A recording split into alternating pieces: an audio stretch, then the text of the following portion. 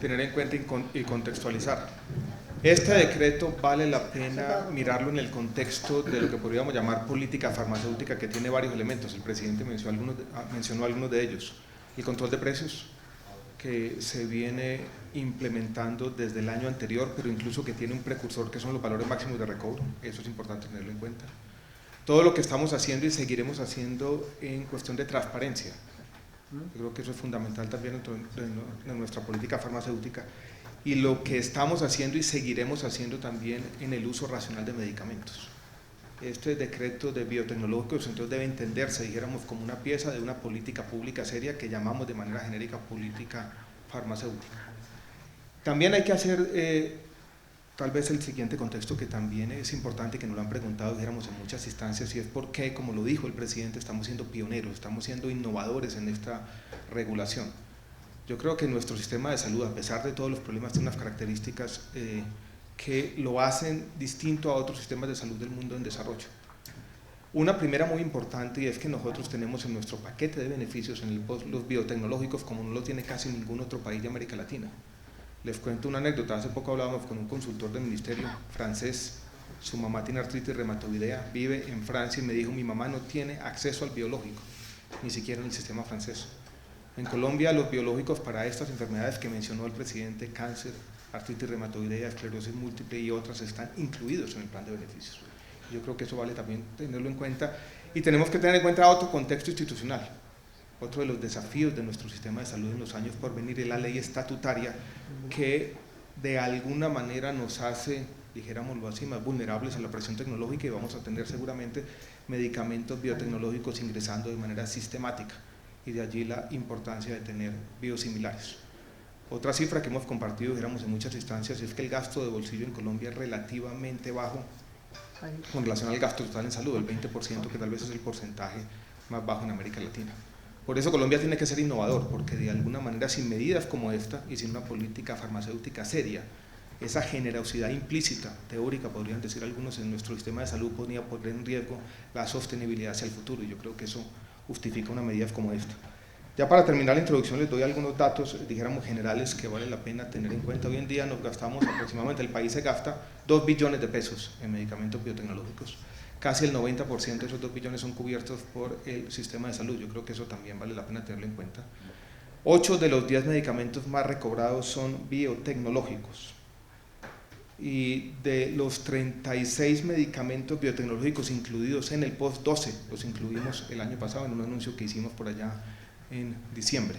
Yo creo que eso vale la pena entonces para que todos lo tengamos en cuenta. Son 2 billones de pesos, aproximadamente el 33% del gasto en medicamentos viene de esos 30 y tantos medicamentos biotecnológicos. Muy bien, ministro, entonces respondemos las preguntas. Red Más Noticias. Ministro, buenas tardes. Hay una alerta o más o menos algunas preocupaciones por parte de los pacientes de Colombia. Laura Ramírez, quien es la vocera, dice que han estado trabajando con ustedes también este tema en la redacción de los 5 borradores de este decreto, y dice que quiere conocer más detalles sobre el asunto de la farmacovigilancia, de cómo van a estar ustedes ahí atentos a todos estos medicamentos que van a estar llegando al país, y como ustedes están invirtiendo, bueno, el país 2 billones de pesos, ¿cuántos pacientes en Colombia se benefician con entrada de este decreto? Sobre los pacientes tuvimos una última reunión hace 2 semanas, tocamos ese tema de la farmacovigilancia, algunas de las sugerencias que nos hicieron fueron incorporadas al decreto. Entonces la doctora Laura tiene que estar tranquila, vamos a tener una farmacovigilancia estricta después de que ingresen, dijéramos, los biosimilares. La contabilidad de cuántos pacientes se benefician yo creo que es difícil, porque tenemos, dijéramos, muchas patologías y dijéramos, diferentes medicamentos biosimilares, pero yo creo que vale la pena tener en cuenta lo siguiente: son importantes para el cáncer, tenemos 70.000 casos de cáncer nuevos cada año. Son importantes para un tema como la artritis reumatoidea, que es una enfermedad crónica que está creciendo en el país. Algunas de las enfermedades crónicas no transmisibles que representan, dijéramos, una carga para todos los sistemas de salud están creciendo muy rápidamente. De alguna manera este decreto nos está preparando para ese cambio en el perfil epidemiológico de los colombianos. Pregunta CMI, ¿va a preguntar? ¿Tú? Muy bien.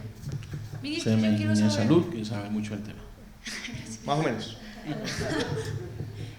Ministro, yo quiero saber en este momento cuántos biotecnológicos se están comercializando en Colombia, y ustedes siempre hacen una especie de proyecciones. Con esta medida que ustedes están aplicando, ¿cuántos biosimilares entrarán en el país y en qué lapso de tiempo? Contesto, dijéramos, la segunda parte de la pregunta. En el mundo hay 93 medicamentos biotecnológicos, no hay mucho más que eso. De aquí al año 2020 se vence la patente de un porcentaje muy importante, de casi o de más de 80 de ellos. Yo no sé, Claudia, si los 93 biotecnológicos que hacen parte, todos se comercializan en Colombia. Entonces yo creo que para contestar rápidamente tenemos 93, de esos 93 un porcentaje muy alto se va a ir venciendo la patente hasta llegar a 88 que se vencen las patentes año 2020, y uno esperaría que para cada uno de ellos tuviéramos en ese lapso competencia de biosimilares. El ahorro estimado, y esto todos son estimativos sujetas por supuesto a incertidumbre, es entre 300 y 600 mil millones de pesos cada año por tener, dijéramos, mayor competencia. Yo creo que hay un punto también regulatorio importante implícito en el discurso del presidente. La regulación de precios funciona, pero la regulación de precios no es un sustituto a la competencia. La mejor manera de garantizar precios bajos es teniendo competencia, y este decreto apunta exactamente hacia allá, a eliminar barreras de acceso innecesarias en términos de ensayos clínicos y preclínicos, pero sobre todo ensayos clínicos que cuestan mucho dinero, que tienen consideraciones éticas también complejas y que en muchos casos no se necesitan. Y que lo que se quiere hacer con este decreto es precisamente remover esas barreras innecesarias, tener mayor competencia y tener por lo tanto menores precios y garantizar de esa manera la sostenibilidad de nuestro sistema de salud. ¿Preguntar el tiempo? Sí. El tiempo.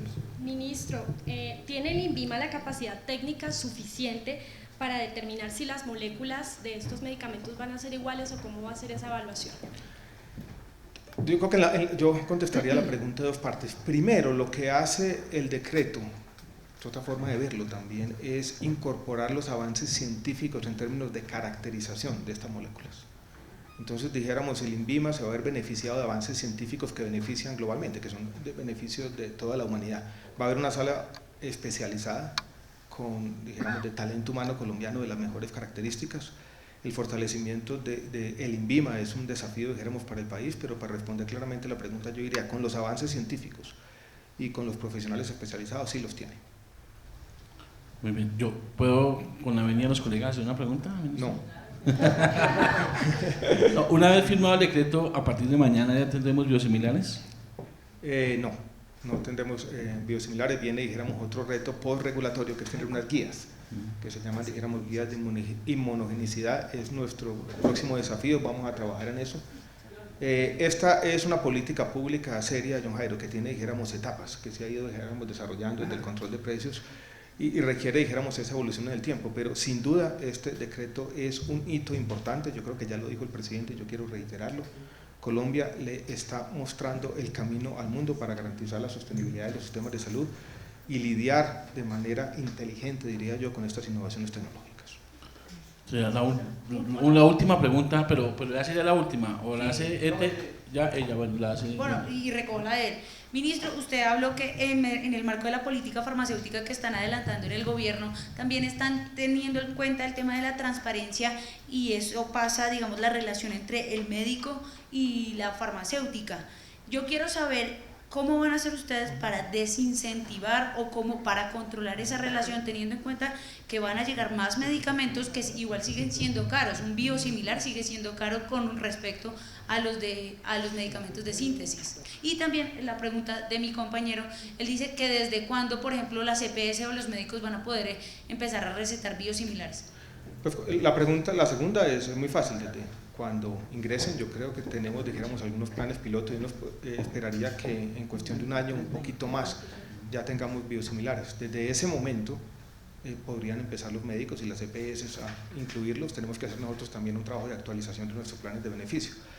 La pregunta de Giovanna es interesante porque de alguna manera nos muestra otro desafío que tenemos aquí, y es garantizar que hagamos la pedagogía necesaria para que en la mente de los profesionales de la salud se acaben de algún escepticismo que existe aprendido sobre los biosimilares. Entonces podrían ingresar los biosimilares, pero si los médicos siguen recetando los innovadores, los efectos estimados no podrían ser los que tenemos. Y eso necesita una labor pedagógica en la que está inmersa todo el mundo, no solamente es un desafío nuestro. Y Y bueno, con cada política pública y con cada innovación vienen retos distintos y tocará afrontarlos en su momento. Bueno, listos. ¿Cuántas patentes están ya por vencerse o vencidas? Yo aquí tengo la grafiquita, si quieres se la dejo ya. Aquí hace una claridad, las patentes son de aplicación nacional y ese dato que estamos dando es en general las patentes que suelen haber en diferentes países del mundo.